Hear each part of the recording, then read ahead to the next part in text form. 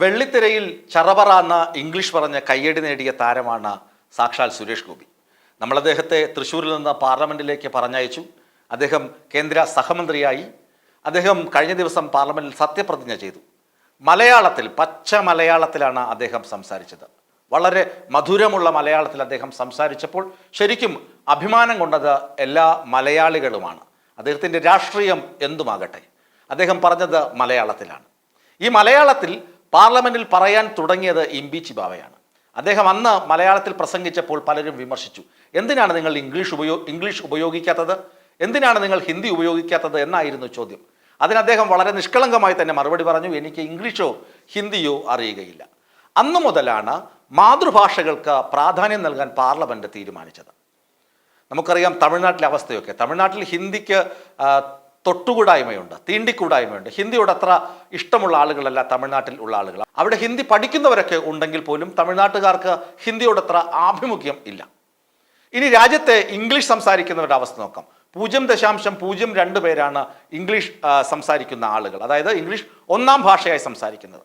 ഇനി രണ്ടാം ഭാഷയായി ഇംഗ്ലീഷിനെ കാണുന്നത് വെറും 6% ആളുകളാണ്. അപ്പോൾ ഇംഗ്ലീഷ് സംസാരിക്കുന്നത് കൊണ്ട് ബഹുഭൂരിപക്ഷം ഇന്ത്യക്കാരും അത് തിരിച്ചറിയും, മനസ്സിലാക്കുമെന്ന ന്യായം പാർലമെന്റ് അംഗങ്ങൾ ഉന്നയിക്കുമ്പോൾ ശ്രദ്ധിക്കുക. നിങ്ങൾ പറയുന്നത് വളരെ ന്യൂനപക്ഷം ആളുകൾക്ക് മാത്രമേ മനസ്സിലാവുകയുള്ളൂ.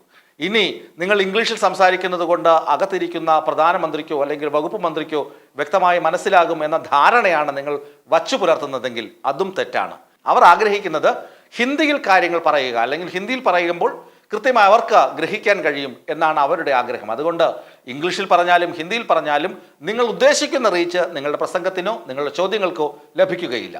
എന്നാൽ ഇംഗ്ലീഷിൽ പറയുന്നതിന് ആരും വിലങ്ങുതടയില്ല, വിലക്കും ഇടുന്നില്ല.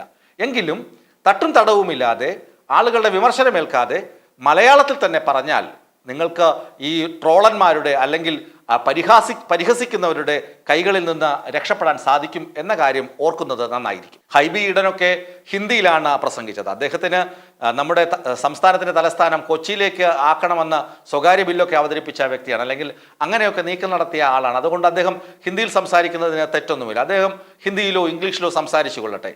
ഇനി ശശി തരൂരിൻ്റെ കാര്യം. ശശി തരൂർ ഇംഗ്ലീഷ് സംസാരിക്കുന്നത് നമുക്ക് അംഗീകരിച്ചേ മതിയാകൂ. അദ്ദേഹം പതിയെ മലയാളം മെച്ചപ്പെടുത്തുന്നുണ്ട് എന്ന സന്തോഷം നമുക്ക് പങ്കുവയ്ക്കാം.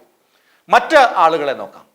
കഴിഞ്ഞ തവണ, അതായത് 2019 4 പേരാണ്, കേരളത്തിൽ നിന്നുള്ള വെറും 4 പേരാണ് മലയാളത്തിൽ സത്യപ്രതിജ്ഞ ചെയ്തത്. എന്നാൽ 2004 14 പേരാണ് മലയാളത്തിൽ സത്യപ്രതിജ്ഞ ചെയ്തത്. അതുപോലെ 2009 5 പേരും 2019 4 പേരുമാണ് മലയാളത്തിൽ സത്യപ്രതിജ്ഞ ചെയ്തത്. 2024 13 പേരും മലയാളത്തിൽ സത്യപ്രതിജ്ഞ ചെയ്തു എന്ന് പറയുന്നത് തികച്ചും ആശാവഹമാണ്. മലയാളത്തിൻ്റെ പ്രാധാന്യം ഉയർത്തിക്കാട്ടുന്നതിന്, മലയാളത്തിലൂടെ ആശയവിനിമയം നടത്തുന്നതിന്, അല്ലെങ്കിൽ നിങ്ങളെ ജയിപ്പിച്ച ആളുകൾക്ക് നിങ്ങൾ പാർലമെൻറ്റിൽ എന്താണ് ചോദിക്കുന്നത്, എന്താണ് പറയുന്നത് എന്നൊക്കെ അറിയാൻ ആഗ്രഹമുണ്ടാകും. അതുകൊണ്ട് പാർലമെൻറ്റിലേക്ക് തിരഞ്ഞെടുക്കപ്പെട്ട ജനപ്രതിനിധികൾ മലയാളത്തിൽ പാർലമെൻറ്റിൽ സംസാരിച്ചാൽ 2 കാര്യങ്ങളുണ്ട്. ഒന്ന്, നിങ്ങൾക്ക് തെറ്റുകൂടാതെ കാര്യങ്ങൾ അവതരിപ്പിക്കാൻ കഴിയും. ഇതിൻ്റെ പരിഭാഷ കൃത്യമായി അവിടെ നടത്തുന്നുണ്ട്. നിങ്ങളെ കേൾക്കാൻ ആഗ്രഹിക്കുന്ന നിങ്ങളുടെ വകുപ്പ് മന്ത്രിമാർക്ക് കൃത്യമായി അവരുടെ ഭാഷയിൽ ആ പ്രസംഗം ലഭ്യമാകും. കൂടാതെ നിങ്ങളുടെ നാട്ടിലെ നിങ്ങളുടെ വോട്ടർമാർക്ക് നിങ്ങൾ പാർലമെൻറ്റിൽ എന്താണ് ചോദിച്ചത്, എന്താണ് പറഞ്ഞത് എന്ന് മനസ്സിലാക്കാനും കഴിയും. രാജ്യസഭയിൽ അതല്ല സ്ഥിതി. രാജ്യസഭയിൽ തത്സമയ തർജുമ വളരെ കുറവാണ്. പാർലമെൻറ്റിലാണെങ്കിൽ 12ഓളം ഭാഷകൾക്ക് തത്സമയ തർജുമയുണ്ട്. പട്ടികയിൽപ്പെടുത്തിയ ഭാഷകൾക്കൊക്കെ തത്സമയ തർജുമയുണ്ട്. എന്നാൽ രാജ്യസഭയിൽ അതൊക്കെ നടന്നു വരുന്നതേ ഉള്ളൂ. അതായത് തർജുമയുടെ സംവിധാനങ്ങളൊക്കെ ശരിയായി വരുന്നതേ ഉള്ളൂ. അതുകൊണ്ടൊരു പക്ഷേ ജോൺ ബ്രിട്ടാസിനെ പോലെ മനോഹരമായി ഇംഗ്ലീഷ് സംസാരിക്കുന്ന MP-മാർക്ക് ഇംഗ്ലീഷിൽ തന്നെ കസറാൻ പറ്റും, അല്ലെങ്കിൽ ഹിന്ദി സംസാരിക്കാൻ അറിയുന്നവർക്ക് ഹിന്ദിയിൽ പറയാൻ പറ്റും. എന്നാൽ ഇംഗ്ലീഷ് അറിയാത്ത ആളുകൾ അവിടെയും മലയാളം സ്വീകരിക്കുന്നതായിരിക്കും ഉത്തമം എന്ന് പറയാതിരിക്കാൻ നിവർത്തിയില്ല. കാരണം പല ആളുകളും ഇംഗ്ലീഷ് പറഞ്ഞ് സ്വന്തം ആശയത്തെയും സ്വന്തം രാഷ്ട്രീയ കക്ഷിയെയും ഒക്കെ അപകടത്തിൽപ്പെടുത്തുന്ന, അല്ലെങ്കിൽ വെറും പരിഹസിക്കാനുള്ള ഇടങ്ങളാക്കി തീർക്കുന്നുണ്ട്. നമുക്കറിയാം പാർലമെൻറ്റിൽ ഇംഗ്ലീഷ് പറഞ്ഞ് കുടുങ്ങിപ്പോയ ചില പാർലമെൻറ്റ് നേതാക്കൾ, അവരൊക്കെ പലപ്പോഴും മലയാളത്തിൽ പറഞ്ഞിരുന്നുവെങ്കിൽ എത്ര മനോഹരമായി കാര്യങ്ങൾ അവതരിപ്പിക്കാൻ പറ്റുമെന്ന് നമുക്ക് കൃത്യമായി അറിയാം. അവരൊക്കെ ഇംഗ്ലീഷിൽ സംസാരിച്ചാണ് ഈ പുലിവാലൊക്കെ പിടിച്ചത്. ഏതായാലും കഴിഞ്ഞ ദിവസം 13 MP-മാർ മലയാളത്തിൽ സത്യപ്രതിജ്ഞ ചെയ്തു. മന്ത്രിയായി നിയോഗിക്കപ്പെട്ട ശ്രീ സുരേഷ് ഗോപി അതിന് തുടക്കം കുറിച്ചു. ഈ മലയാളത്തിൽ സത്യപ്രതിജ്ഞ ചെയ്ത 13 MP-മാരും അഭിനന്ദനം അർഹിക്കുന്നുണ്ട്.